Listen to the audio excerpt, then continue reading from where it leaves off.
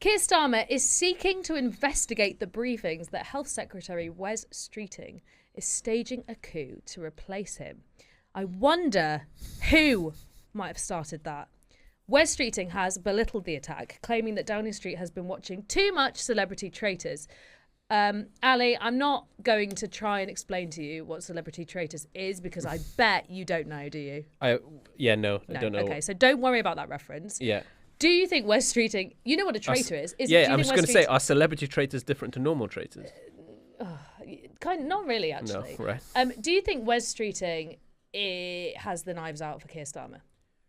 Look, it's been an open secret in Westminster that Wes Streeting plans on running to be leader of the Labour Party when Keir Starmer is done.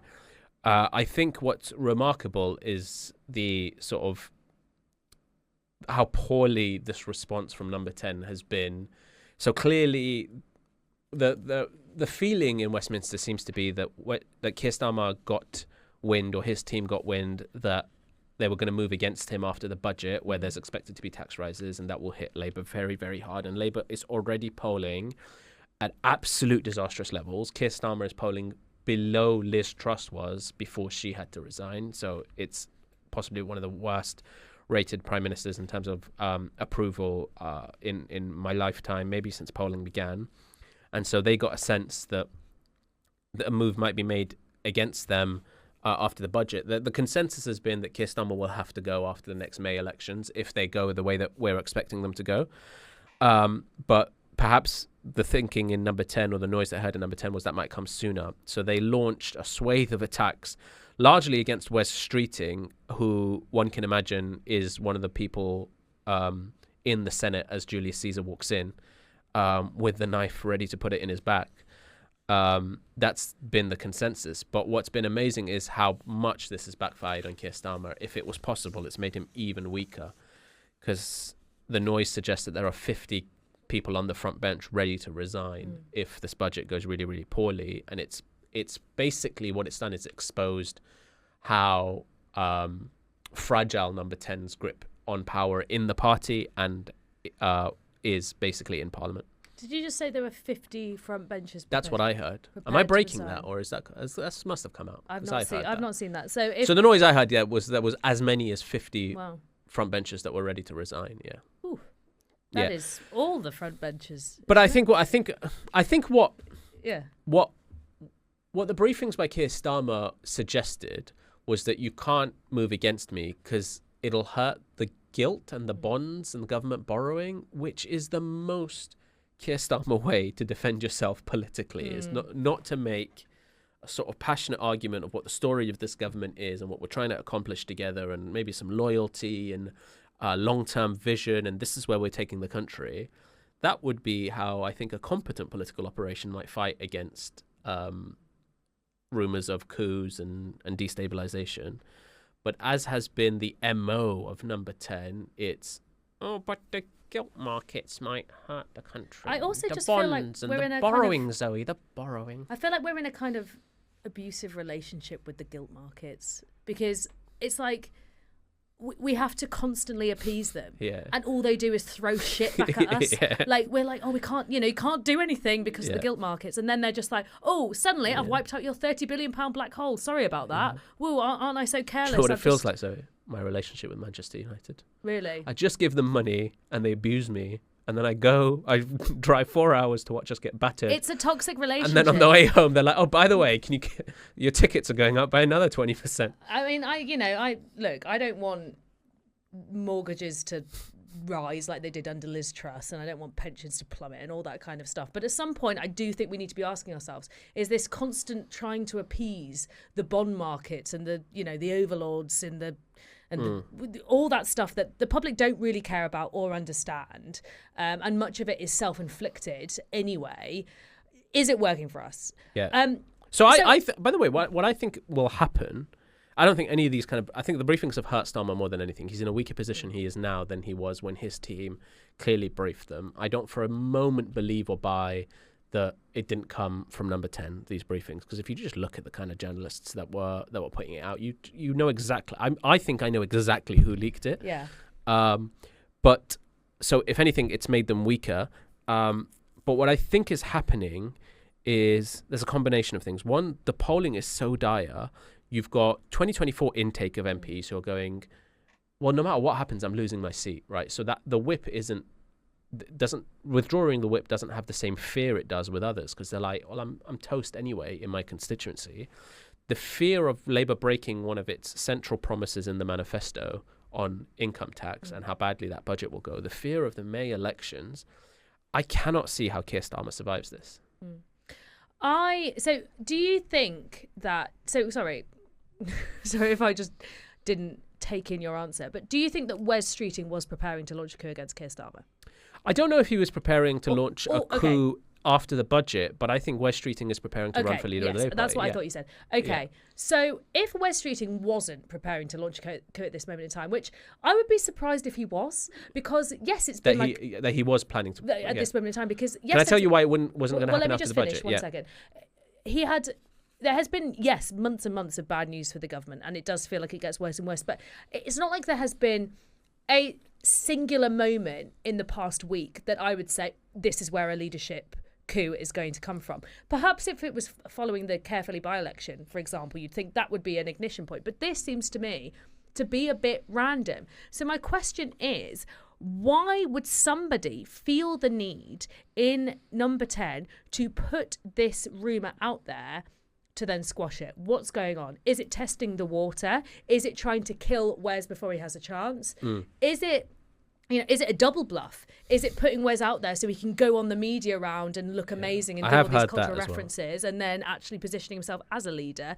Or is it just trying to start the tick, tick, tick of, oh, they're thinking about the next leader. Who's it going to be? I mean, what's going on? What in the 4D chess? Well, yeah, I did get a few WhatsApp messages from people telling me that this is 4D chess. They're actually promoting Wes Streeting by doing this. I mean, that's what's ended up happening, whether they meant to or not, because it's gone so poorly for Keir Starmer. Some people think that's happening. I can see that maybe being true. I don't personally believe it. I think what's happened here is, and this is, for folks listening, this is how dirty and unhelpful politics is, right? We're in the midst of a cost of living crisis. Everyone's shit scared about the winter coming, from the NHS winter crisis that we get every year, pretty much since COVID, that's getting worse, to people not knowing how they're going to afford groceries during Christmas, let alone the presents that they want to give their kids and all that kind of stuff. Bills are going up. The water bills are crazy. The electricity bills are crazy. So the country's in an absolute fucking state.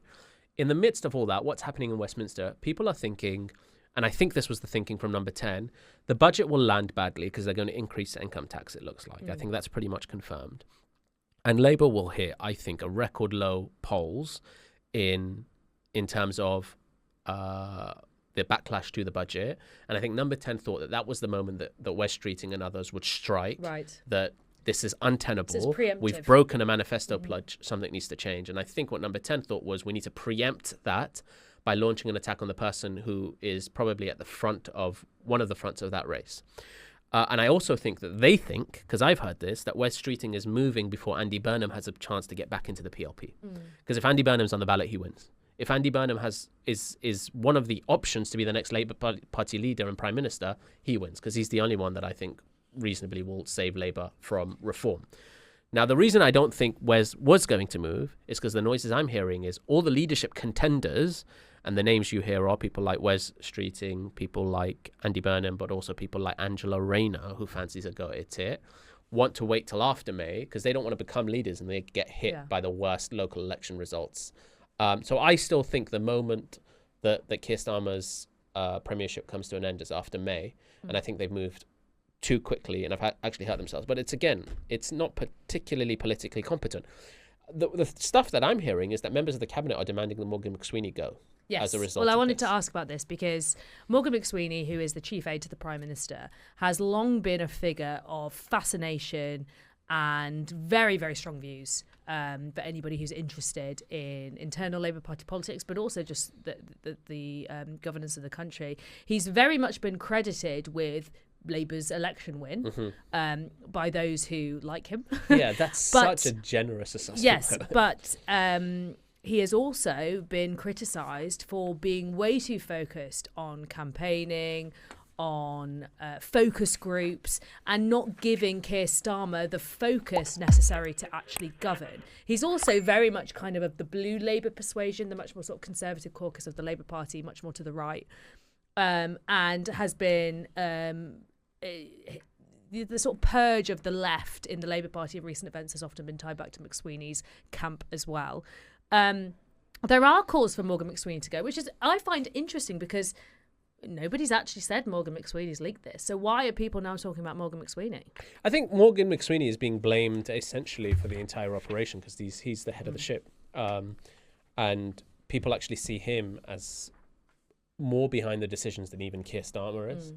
And so I think the view, I mean, what I heard, and I don't have great sources on this because I don't particularly know anyone in the cabinet well, but the noise I've heard through secondary folks who do know people are that basically what the cabinet are saying is this is a mess.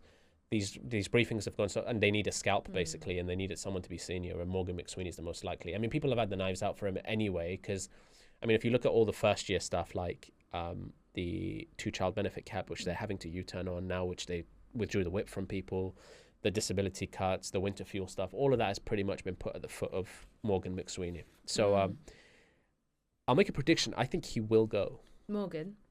I think so. Yeah. I think it's the way that Starmer survives until May. I actually wanted to ask you briefly before we go to a break about, so number 10 have said they're going to open a leak inquiry to try and figure out who leaked this information. Now, my view is, aren't leak inquiries totally fucking pointless? Am I wrong? If someone's just had an off the record briefing with a journalist in Portcullis House or down, the 2 chairmen or whatever, how can you possibly? Journalists aren't going to reveal their sources. Can I tell you something on this? Which is maybe I've never said this publicly. A few years ago, there was a briefing, a leak from not number 10, but was Lotto at the time. That was racist. Essentially, I think it was this comment about shaking off the fleas, and it was in reference to Muslims leaving the Labour Party, and they used the term shaking off the fleas, which was horrendously racist. Keir Starmer personally told me in a meeting between me and him that he was going to launch an investigation, a sort of leak investigation, to find out who briefed that, and that he would get to the bottom of it. Never heard anything about it ever again. Never referenced it again. Stopped replying to our calls for, what's the outcome of this? Because there can be no outcome for this, because you can't find out who leaked it, even though if you stand outside Portcullis House and ask 10 people, 9 of them will tell you, give you a list of 3 or 4 names as to who it could be, and you'll probably But you wouldn't be a very good advisor if you wrote your big piece of news down on a traceable message, and nor would you be a good journalist if you kept those kind of messages and showed them. So leak inquiry, my bum, I think. Yeah, I think that's about right. Okay. I mean, you're a journalist, right? You'd never you'd never tell someone who's like it. Just no, but they don't talk to me anyway. Anyway, some of them do, not as many as they used to. Anyway, when Andy comes, he will. Oh yeah, Andy does.